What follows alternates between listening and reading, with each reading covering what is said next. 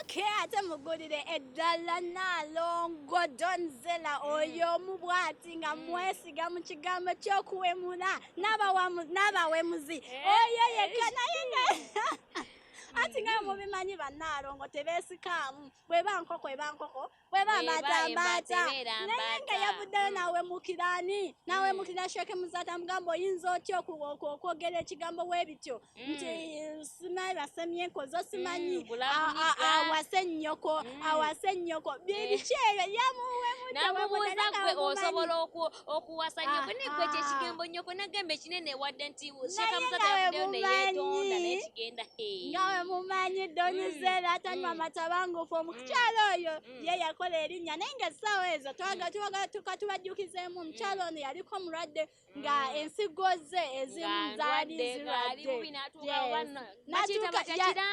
yes yatuuka n'okulaama kubanga yali agenderera naye nga Mukama yamujjula yamuyamba n'atereera n'afuna amuwa ensigo. Abangi bayinza okwebuuza Donzella Nnaalongo yani tugamba ex wa Big Ayi oyo yamuzaalira ebyo ebyana bizungu ebyana ebirungi ebyo kitegeera oyo ex we naye nga bannange nga mumanyi ye Donzella saagala simwogerako obubi naye ge mazima ge akuba ekintu bane abantu bazenga amoggolera agagamba obanti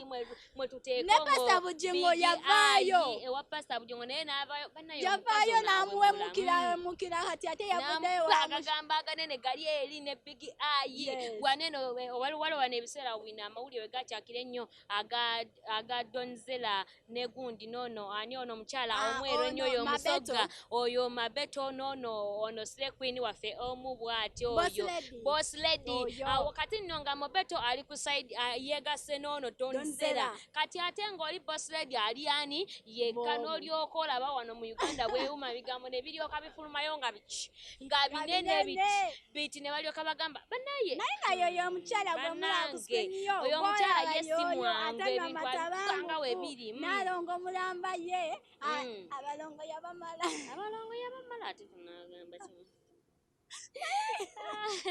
yoyo Donzella banaye yavudde n'awemukira Muzaata Sheikh Muzaata n'amugamba